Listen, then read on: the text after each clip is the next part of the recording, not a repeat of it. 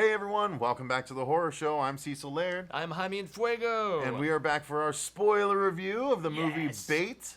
And Jaime, there's a lot of cool shit to talk about in this one, so why don't you start us off? Indeed. And the coolest shit is the kills in a shark movie, man. That's why we go to these, right? We don't want it's not just the suspense, we want that payoff. And it starts out with a bang. There is a couple lifeguards who you meet later on. They're kind of the protagonists in this, but a certain sibling gets totally chowed down on at the beginning, and it's sad. It kind of sows the seeds for, some of the drama that's going on inside this flooded market. And yeah, it's grisly, big old chunk out of this lifeguard, and that's what, kind of propels the plot forward at the start. Absolutely. And let's, speaking of that kill, let's get into some of the cool kills here. Now, one of the early ones I liked was the first guy that actually got attacked, right? Because everyone doesn't really know what's going on, and he gets pulled under, and everyone sees, and suddenly they're all paying attention, and he comes up, and he kind of gets to swim over to the side, and one of the girls reaches down and tries to help him, and she grabs his hand, and he's like this, he's trying to reach, and suddenly he just goes lifeless. Yeah. But what's, that's cool enough as it is.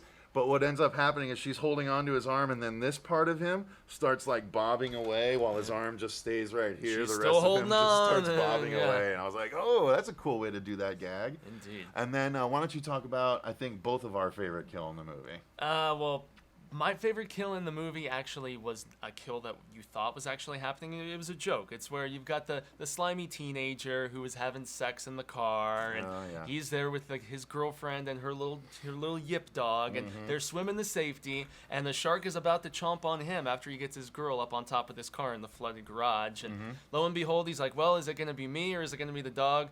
Well, you know the choice he makes. He's like, sorry, bully, and he just throws the dog to the shark and jumps on top of the car. Well, needless to say, he gets his comeuppance by the end. And then, of course, later on we see the dog is still alive. Still alive, wet, worse for wear, but on a little piece of floating debris, so he made it. But that's actually not the kill I was talking about. I know the one you're talking about now. This one is actually really interesting. One of the ideas they have is to try and get out through one of the air vents over the top, and so this Asian gentleman. Basically, this Asian gentleman decides to volunteer to be the one to crawl up inside of it, get suspended by a rope that the other guys are holding, and get up into the air vent and get out. And so far, so good. It goes along pretty well to start off, but then once he gets up into the vent, all of these basically crustaceans and crabs and everything that have washed into the vents from the flood start coming right at him and spraying all over and knocking him out of the vent. He just gets, freaked out and drops out of the vent, and he's hanging by the rope, and they're like, pull him over, and he's like, no, I can still make it, and he grabs on, and right then the shark leaps out from underneath and lashes onto him. It's not like a quick Lake Placid, the alligator chops the head off really quick in a second.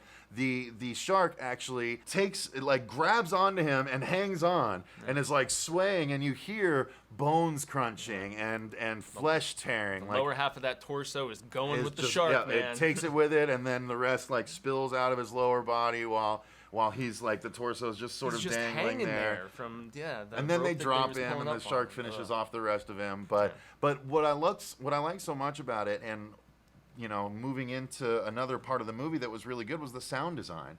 The sound on all the attacks was really gruesome, worse than any. It puts you right there, man. Yeah, worse than any shark attack I remember hearing, because there's the bone crunches, and they designed those sounds really effectively. And that one was a really fun, cool kill. So, Jaime, what else should we spoil here? Then you have to talk about how the sharks went down, because there's not just one shark, there's two sharks. Two sharks, and each go down a different way. So which one was your favorite? You know what I'm going to pick. It's the first one that goes down. You've got the hero lifeguard kid who's really just kind of embraced the role. He puts the cape on. He's protecting everybody. He's, I guess the organizer of their escape, so to speak, and he commandeers some artillery and gets a shotgun out of a giant police van that's in the parking garage. Yeah.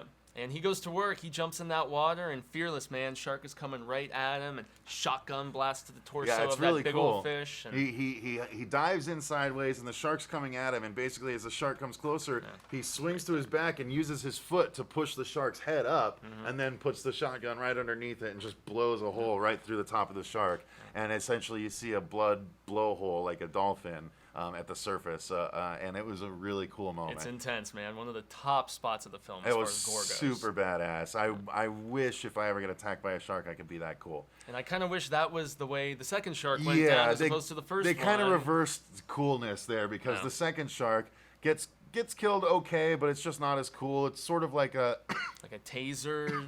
Sorry. It's sort of like a Jaws 2 light. You know, because the shark at the end of Jaws 2, they electrocute with a massive power cable in the middle of the ocean.